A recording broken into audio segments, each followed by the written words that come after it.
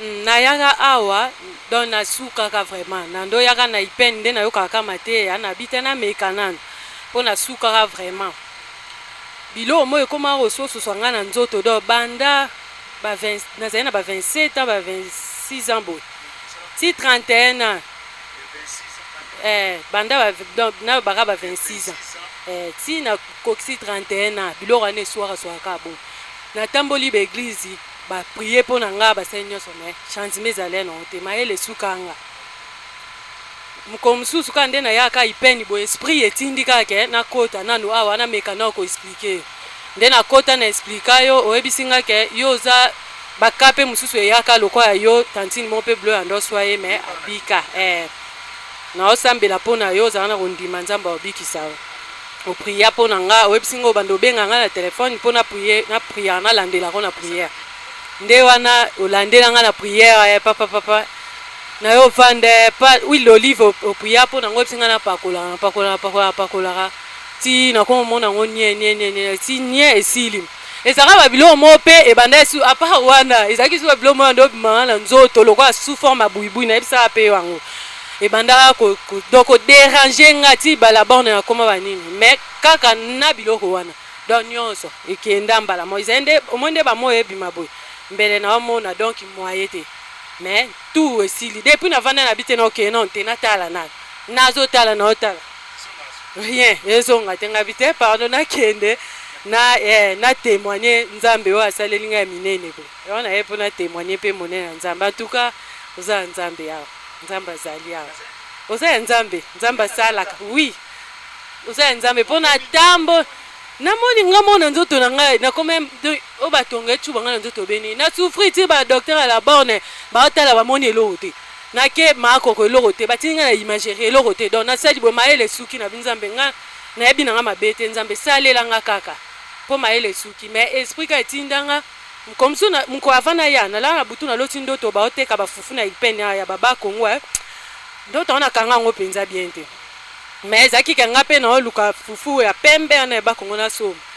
na ntongo nango ntango na ye na ngai ipeni ide mpe ezalaki te nayoki oteya nga kuna koteya nani kuna ntango nayoki na bite na ya nde nayaka ntuka wana vraiment nazala na marine awa na na marine vraiment eza te ke moto atindiki ngai na ya otémoigne te na ye mpo namoni ke ya solo bwana nzambe asalaka mpo natambola ti babokoko nakomano namona changement te mais awa mafuta kaka ya pamba ya 1000 francs oyo olobela yango kaka osakaka papa ntuka conseil na opesa bango babanda nao liboso nao na nzambe baluka nao nzambe mpo nzambe alembana na eloo te baluka nzambe mpo nga mpe natambolaki eza baprofete basalelaka mpe nzambe me moto ya moto ana don na ye oluka boye ozomona eza teke bana miracle te bana bango na miracle mais eza nde don na bango te me nga ntango nayeka awa naumelanga te mbala mo nazwi solution depuis nazali na age ya 26 ans esali ba 5 ans boye ntango mpasi wana ebandaki bacomplication wana ebandaki na bandi okende na baeglise na baaseka mpe nakenda bawapi baolandela bapriere banini me naomona changement kaka te nakoma oketi na bokoko na baselemba wawa bameminga baplace oyo basalisaka nakei basemba mpa baplace ebele baomemanga na masuba mabe na batuwisa na mabe na bawapi bazomema naokende kaka baosalisa omo opesi mbongo babio fo sokola fosala boye rien ne marche rien ne change nakei ti awa na banani na bacamping na bakatikati wana basalisi kaka kosokola mpe oyo babugi banini eloko moko te antuka nakei mpe baplace ebele nalembi na ngai nabita nakende nde na explike nakei la borne eloko te nakei mama nkoko batali eloko te nakei na hôpital akan wa basodana batinga fo kota nao imagerie batala batali eloko te mais eloko echanzaka eza te bapriere na don nalembi na kosambela na bisi nzambe don nalembi mpenza mpo ngai abotamaka nga moko babotangaka nga moko papa kufa mama kufa nalembi na priere mobali mpe abi mbongo azobimisa ebele siko changement eza nango te vanda no kaka ngai naovanda ndeni naona nakendaka ata mpe basala ya nzambe mpo mayele esuki nga donc natambola mpe ebele mpo moye kuta koexplike ebele eza te mais suka mayele yaka osuka nga naoyaka ipeni boye kosala wenze kolobaloba kaka na sa motema nzambe mayele ezosuka ngai mayele esuka nga nzambe nde wana mokona yaka na butu na lota ndoto wana na tongo ntango na ye naosala wenze naoki témoignage mo baopesa nazongi mutu na bi te nakota nani onakende na kuna na explike nani papa mpo nakosuka te mutu na mutu mpe aza na don na ye nde na ya na tuni awa place yango baote eza wapi baexplike ngai kota nakoti na nde na explikaka yo na explike yo otuni nga mpe mwa mituni ebele obi mpona kopriele mutu fo koyeba problème ne eza nini mpo oyeba nde nini osambela mpo na ye explike nga na bandi koexplike yo papa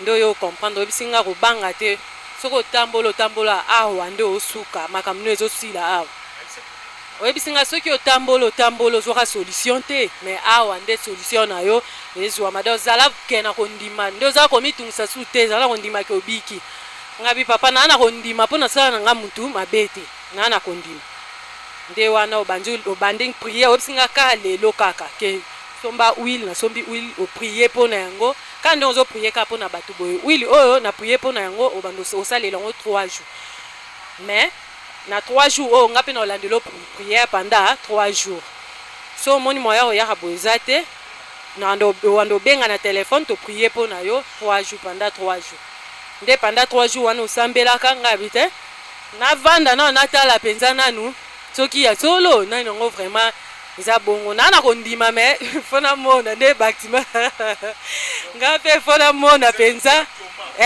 mpo nakende mpena nakende wi batima mpe amata nga mpe fo namona navanda 1 mois eleki nango 2 mois elo te bamoya makasi ezalaka boye apart baproblème wana ezalaka biloko ebimaka lokola nini do ezangisaka nga kimia do ntina nzoto folala torche nui boko ozokwanza me batala yango pese te elokelo me babiloko bachose mo bizarre kaka huile napakolaka oyo napakola na ngango soki grave te soki nde nini te kaka nde kaka explika nga kaka asalela antuka si lelo nga mo nazolinga no natala nanu lo nalali natala nanu ti lelo oyo namoni changement yango nabaki naya na otémoigner ne na nzambe mais action de grâce nozonga lobi na oya na bana mpe nyonso oprie mpo na biso napesi action de grâce na mpona nabayike naya na témoigner mpe otémoigner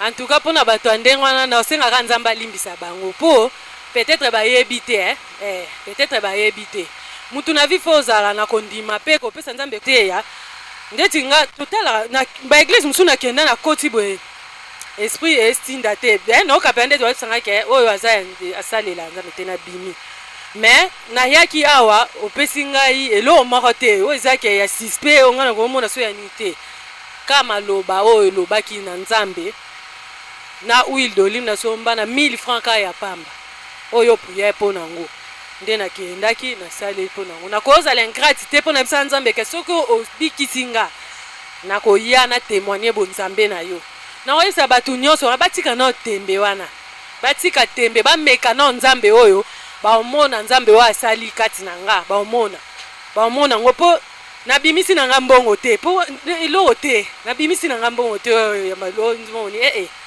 me namoni bonzambe namoni kozala nzambe akati na osala na oyebisa bato oyo baa na mpasi baya ntango baoya batya mpe kondima na bango mpo etutana na bonzambe na oyo baomona oyo nzambe aosalela bango yango wana nde oyo nga na oyebisa baya vraiment batya tembe te baya baomona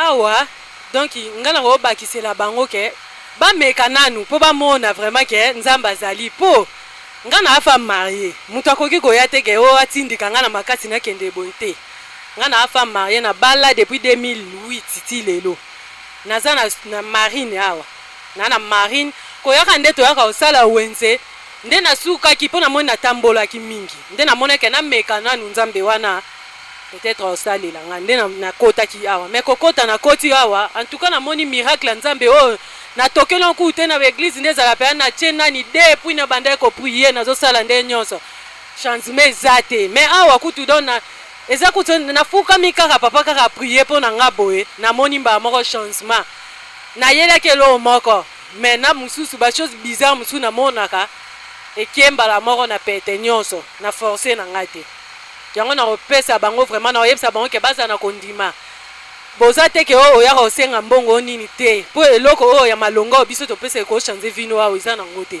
elo te mais toyi na yaki na kondima na nga na bonzambe na yo nzambe asaleli ngai en tout cas mbongo te eza mbongo te nazoloba yango mutu atindiki nga te eloko te eza mbongo te nga na ye namoni oyo yanga nzambe asaleli nga baya eza nango te ke yo mbongo oyo nini te eza bonzambe kaka baya liloba na nga esuka na oteya bato nyonso oyo bazosouffrir peut-être mutu mosu akoza oteka ndeko ne aza na hôpital obe nini peut-être basuki obie nini nga na oteya bango ke bameka nanu nzambe oyo.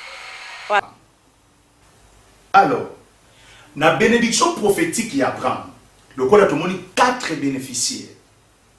Deuxième point na lingati na lobela vie à Jacob parce que histoire ya Isaac sur base ya évangile terrestre na histoire ya Jacob toza kokwea mingi pe kolobela mingi histoire ya Jacob.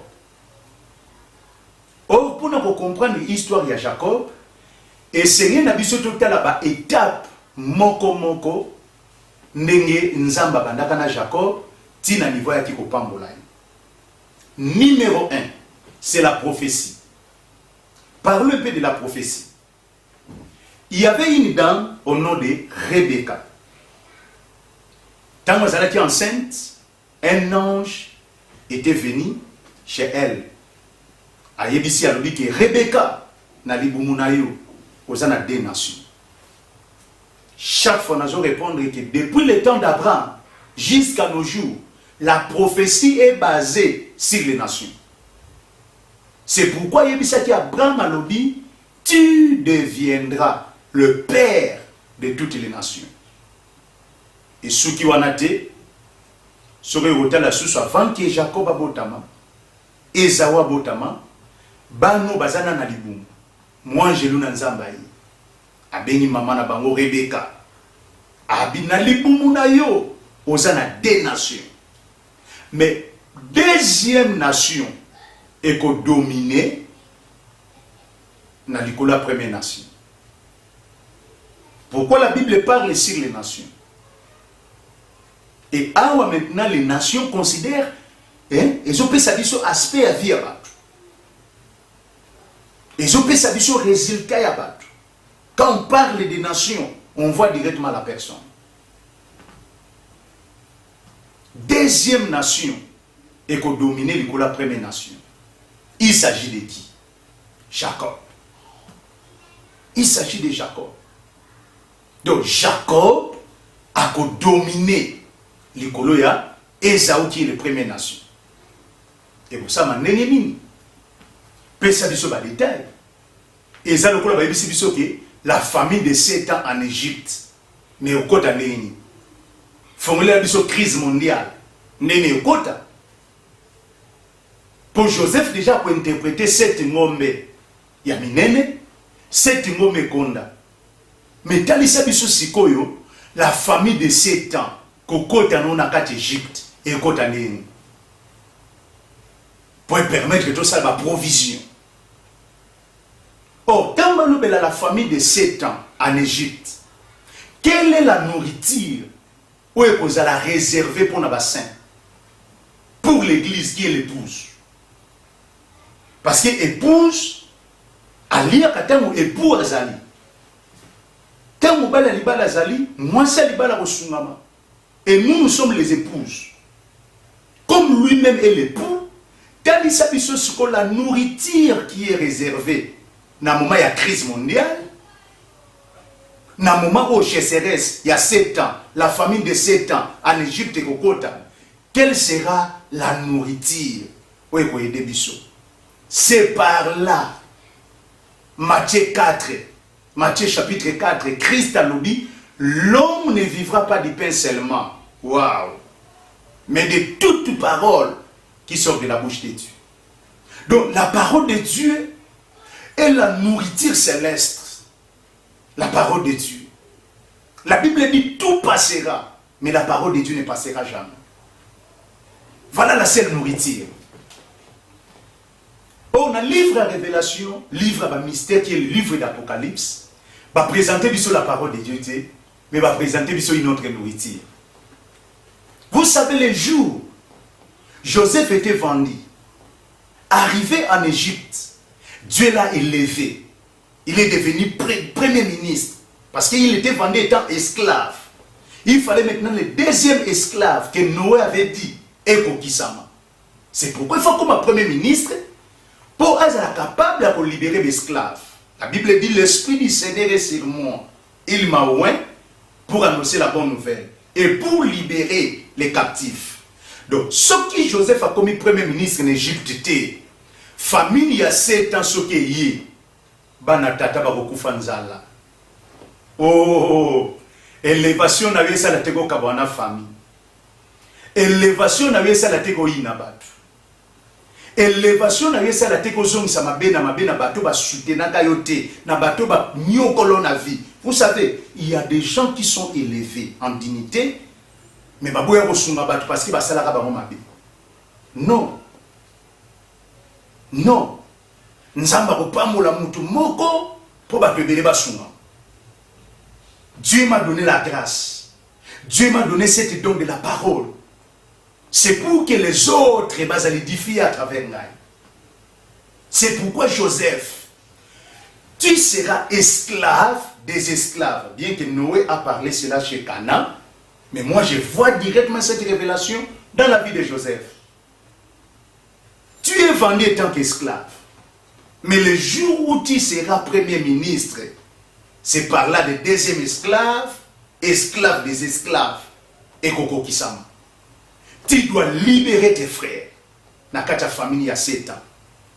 Et nourriture, et Kozalakaka, par bleu, soya. Bleu na soya. Isaïa moni ke lukola nzaleleki, fuba naba ke luka ravitaillement. Atindi bamba ke luka provision. Parce que retrouvé en Égypte. Oh, mon toit yamba bango. O azo peke pesa bango provision. Ndezandeko batekaka. Waouh. Le Dieu des abandonnés. Alléluia. Le Dieu des abandonnés. Bien aimé dans le Seigneur, biloko ezanga tina et comme na valeur. La plupart abano bakola na difficulté, na vie moko très bizarre. Bangona ne batako kuma bata valeur na vie. Vérifiez la Bible. Vérifiez. C'est pourquoi le Dieu que nous servons, le Dieu que nous prions, il est le Dieu des abandonnés. Nazomona Jephthé ne babwa kaka minzamba récupérer. Nazomona Joseph ne bate kaka minzamba récupérer. Nazomona Daniel, nazomona Barit, nazomona Esther. C'est par là que je confirme que le Dieu des abandonnés. La Bible dit sur le mystère de disqualification et de confirmation après avoir prophétié bim nakati ya libumu Rebecca siko toka komona betape ko banda vie chrétienne il faut betape ministère est en étape par étape tangelanga betape oyo passa ngana tangelo betape ngana lekisa na ministère na vie nanga osolali na kati ya bash pona sango malamu osotika na pantalon moko pona sango malamu ce jour là le quoi na simba ki Bible il fallait na yoka mutaboko la kanga apesa ordre pa moi sinaye alibolo ngula sani ni na ndako oyo to kansaka okoma sango ya kesumba ba Bible mais aujourd'hui alléluia et à facilité nzelo to landeza na beta nzelo to landa petit à petit okokoma. C'est pourquoi pour te comprendre les prophéties oyo l'ange de l'Éternel ayeko loba pona libuma Rebecca des nations, deuxième nation et kokonza première nation, il faut te compter étape par étape. Prenons les premières étapes. Nzambe ayeko confirmer malobo ya lobaka et pas ya Moangelo. Nzamba lobi, j'ai haï Esaü et j'ai choisi Jacob. C'est l'Éternel Dieu qui le parle. y a à l'époque il y a Isaac nzamba ya kikoloba alobi boye la bénédiction d'Abraham sera pour son fils. Dieu n'a pas parlé sur ses fils. Or à cette époque-là, Ismaël, le premier fils d'Abraham, était vivant. Ismaël était vivant. Genèse chapitre 16. Tant Sarah zobotate. Asenga ki na Abraham kosenga. Zota mona musala na biso. Agar. Nanzela na ye. Toko kozwa mwana. Et tant Agar abotaki, a comme il l'a dit, sa maîtresse na ye, c'est par là babengana ki Agar na Ismaël. Mais voilà ce qui se passe. Nzambe a se disqualifié, puis a se confirmé. Lui-même Dieu dit, j'ai haï Ésaü et j'ai choisi Jacob. C'est la disqualification et la confirmation. Tandis que na vie à Isaac, Nzamba Ekoloba, la bénédiction d'Abraham sera pour son, je déclare bien, je dis bien, pour son fils. Dieu n'a pas parlé pour ses fils, il a parlé pour son fils. Et cet fils-là, c'est qui? C'est Isaac. Et voire même, Genèse chapitre 22 nous a confirmé sur le mystère de Moridja. Dieu dit, Abraham, donne-moi ton fils. Quel est ce fils-là? Ce n'est pas Ismaël. Ce n'est pas Ismaël, mais c'est Isaac. Donc, il y a le mystère de disqualification et de confirmation. Nous avons disqualifié Ismaël, nous avons confirmé Isaac. Et quand Abraham a moni kalinga kufa, azo ki bana nyonso bota na bamakango akabeli bango bénédiction. Mais héritage etika la kepa Isaac. Le mystère de la confirmation et de la disqualification. Revenons à notre mouton. Première étape, c'est Dieu qui a confirmé Jacob. Deuxième étape, la prophétie qui a été sortie sur Rebecca. Ekoko kisama ndenge nini. La deuxième étape, nesika tukuya komona comment est-ce que Ésaü à côté qu'a droit d'aînesse. La Bible dit, le kol Ésaü utaki zamba abomini yamate. Aye kozonga na village akuti Jacob. Azo salamu iloko na ye akolia. C'est Ésaü lui-même a fongoli munoko alobi ke pesa ngai eloko akolia na teki le droit d'aînesse na ngai. Jacob alobi na ye j'irai à mot. Ésaü a juré. Or, Ésaü ne savait pas que la chose qu'il vend est un très important. Il y en a qui ont la richesse na bango. Il y en a qui ont très capital na vie na bango. Un jour, pas pour regretter. Il y en a qui ont teka biloko bako tekate. Alléluia. Alléluia. Christ a bané kol ba parabole. Bien aimé dans le Seigneur, ils ont biloko kote kana biloko tekate. Et ngana ko peso conseil na vie soko za na molimo biteka teka e ka osaka muntu. Remarquez la plupart ya bato bazaka soka zwa ke loko azwa teki yango pozo mususu ezaka passe. Remarquez la vie la plupart ya bato bazaka ke mwanzala muke ateke loko. Bien aimé dans le Seigneur, et même à cacher serait mon impossible. C'est pourquoi je te dis, na vie, kozaka na esprit à côté kate, bitekate kana unzamba pesa yo. Pourquoi le mot teke lo comme tu nzamba pesa yo?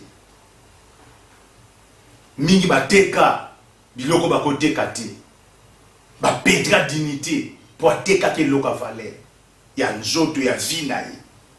C'est pourquoi la Bible dit ceci, Ésaü a teki droit d'aînesse. Mais un jour, après pour regretter, et comme trop tard. Parce que ce que l'homme aura sémé, c'est ce qu'il a moissonné.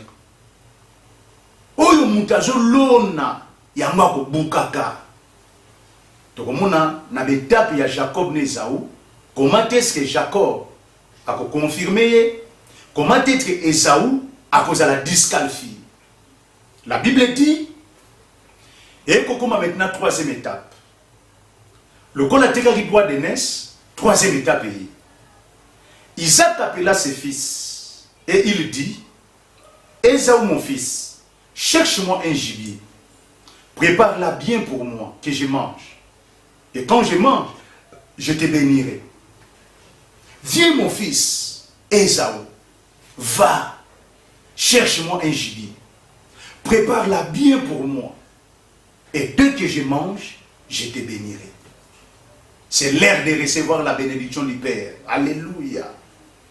C'est l'heure de recevoir la bénédiction du Père. Quel est le fils qui va recevoir la bénédiction du Père? Batika n'a pas molina n'importe qui. Waouh. Vous savez, double ponction il y a Élie. Et c'est là qu'Élisée a bénéficié d'un. Mais arrivé maintenant à l'époque d'Élisée, Élisée a beaucoup fait une double ponction. Parce que nous avons dit que nous avons dit ou à des héritiers, ou à des descendants, ou à des bénéficiaires dans la bénédiction du Père.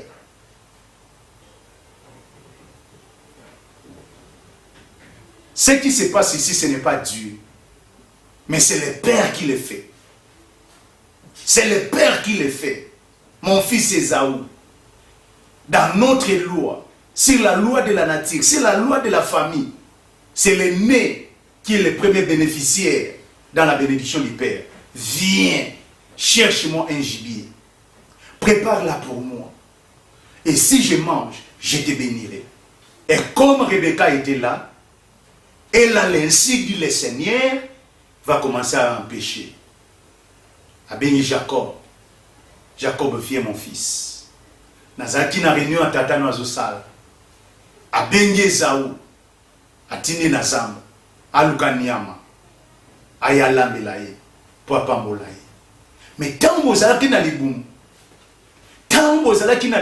le mystère des ventres, alléluia, le mystère des ventres, Zamakas na kokoma bien aimé dans le Seigneur, vous allez manger et vous allez boire, alléluia, ça c'est le temps de manger.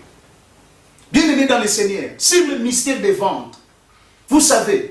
Et ana basali na nzambe bakoma basali na nzambe pour pasteur l'église a kufi muta ko kamba église azate batali babiya azana sang bien azamba diplôme belé tellement pe moi langue ezali totiakai.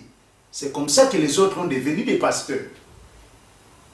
Il y a des pasteurs voire même na ba communauté basala fiko koko maleke. C'est comme ça qu'il était venu pasteur. Mais attention, il y a d'autres pasteurs dès le ventre de leur maman. C'est pourquoi nous avons dit Jérémie. Tango sana kata libumu. Ngada na ebaki omosali na ngai. Alléluia. Alléluia. Soko komanga pasteur pour l'offrande. Soko komanga pasteur pour la dîme. Na munoko notre yoka ba mystère te. Mais ce qu'on a d'abord, 1, appelé par Dieu, 2, choisi par Dieu, 3, établi par Dieu, 4, loin de l'éternel, impacté par Dieu, il y aura des mystères. Il y aura des mystères. Les mystères des ventres. Dès le ventre de ta maman, je te connaissais. Les mêmes causes, les mêmes points, on nous a dit par Jérémie, il y a un réseau de Rebecca. Bana namba bota miti menakata libumu bitumbe sa Esaü lobinga muna kobota maliboso Jacob lobinga muna kodima liboso parce que deux jumeaux to deux jumelles tant bazana kata libumu bien aimé ezaka bitumba na fongola mystère mo eza soki moi si anazeli moi na mingana te ya signe ma belle. Alléluia. Alléluia. Mais ce qui moi c'est abandisé 2 mois, 3 mois, 4 mois, il faut que mouvement moana. Rebecca comme mal à l'aise. Bano bazo bunda na libumu. C'est pourquoi tu vas définir qui Jacob. Oh, Jacob signifie un voleur. Non, non, non, non, non, non, non, non. Dictionnaire gratuit lobby, signification Jacob veut dire celui qui tient les talons. Celui qui tient les talons. Ma passe mi balé, ce bemba botama, mon quoi bimi déjà. Oh ya mi balé pour bima. Asimba kamuninga ne li passe na talon. Na songa talon. Neninga bima kana moki. C'est pourquoi dictionnaire gratuit a défini à l'obi que Esaü signifie celui qui tient les talons. Donc abima kana mokili pour asimba ka Esaü. Na songa talon na. Deuxième réponse. Qu'est-ce que signifie Jacob? Jacob veut dire tout simplement violent. Il n'est pas un voleur. Il est violent. Un violent, c'est quelqu'un qui arrache la bénédiction de son père. Et puis, la troisième étape, et si on a connu. Le quoi peut définir comment est Jacob un violent, boté la nene a arracher la bénédiction Esaü. Parce que dans la deuxième étape, Esaü est un qui doit de naissance. C'est qu'au troisième étape, la Bible dit, le col Rebecca a yebisi Jacob a bio kende rapide. Il a nanyam. Na yebi kuya papa nabino. Na yebi soupo papa nabino alinaka. Alléluia. Alléluia. Vous savez qu'on lit et puis ça va pebele bilobele. Qu'on lit et ça là qui va mini batonge.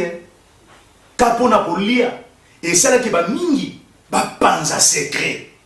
Ah, les kamuna molia, Esaü qui droit de naissance. Et la Bible dit, tant que comme ici papa José la moana na yaya, nzoka na moma wana, c'est Esaü, non Jacob, qui va se présenter devant son père. Par l'orientation de sa maman. Abiomonio, soupe bien. Mon momo, à quoi comprendre. Mais à aussi mon amabo. Alléluia. Hey, Jésus. A juba poil. A tien na maboko. Abiloko le sawa za kapoale. Et aussi na sikoto la tuba poil na maboko. Tant que Jacob a se présenté liboso à papa, la Bible dit, son père lui-même a commencé à parler. Abi la voix, c'est Jacob. Mais les mains, c'est Esaü. Qu'est-ce que cela signifie? Oh, école de mystère. La voix, c'est et Jacob. Mais les mains, c'est Esaü. Alléluia. Le mystère de la disqualification et de la confirmation. Tika 2021, nous avons confirmé ma kambalibala na yo. Tika 2021, nous avons confirmé fonction na yo. Tika 2021, nous avons confirmé l'élévation na yo. Nous avons déclaré pour nous qu'en étant prophète de l'Éternel, étant qu'un homme de Dieu, 2021 et qu'on rate. Nous avons confirmé yo. Nous avons confirmé yo. Parce que nous sommes à l'époque, dans un moment de recevoir la bénédiction du Père. Voilà Esaü, à Tiganakata Zamba, à jour et tard. Il est trop tard pour naïr. Mais Jacob, au moment que nous parlons, il est devant son père. Il est devant son père. Son père a mangé. Il a mangé et il a commencé à bénir. Il a commencé à bénir. Jacob a joué l'ipamolinios. Et après, Esaü a koyako bima a se présenter. Na déclaré le soupo na negomoka zo kangai. Okozala le premier, okozala le dernier te. Okozala mutu, okozala mutilate. Et si ka ba réclamation ko lukate eso si ma pose le dernier, nzamba ko permettre te. Et si ka ba ko permettre que ba tumoli mabulu ba te mitambo po yo koma na destination na yote, yoza Jacob. Ozana rasa bato ba ko shuwa kate. Ozana rasa bato ba tatona kate. Le Colosan ainsi dit le Seigneur, fils des prophètes, accomplissement et Koko Kisamakaka. Luc chapitre 1, le verset 45. Luc chapitre 1er, le verset 45. Je lis la parole du Seigneur. Alléluia. Le verset 45. Que dit la Bible? Que dit la Bible? Luc chapitre 1er, le verset 45. Luc chapitre 1, le verset 45. Heureux celle qui a crié, parce que les choses qui lui a été dites de la part du Seigneur auront leur accomplissement. Et c'est mon batoyo, bazondima, bazokroa, na makambo yo bayebisaki bango, makambo eza makamuni, les mystères de la disqualification et de la confirmation. Mutu nyonso azondima ba déclaration dans salle, okozana sete okozala ngo. Mutu nyonso azondima ba déclaration dans salle, okozala mokila te okozala mutu. Mutu nyonso azondima ba déclaration dans salle, ata bisika bato baleka te, toi tu vas traverser. Tu traverseras là où les autres ne traversent pas. À cause de biloko pondimi yango. Otozozwa na kati ba message sur le mystère. 2021 année ba mystère. Voilà bisika plutôt pour comprendre que Esaü azalaki disqualifié. Toujours confirmé, on a 3 étapes. Dès le ventre de leur maman, nous avons déjà disqualifié. À côté qu'à 3 de naissance, nous avons soit disqualifié, confirmé disqualification. Devant son père, il a même raté cette bénédiction pour confirmer le mystère de disqualification. Mais tandis que Jacob, lui, il était confirmé.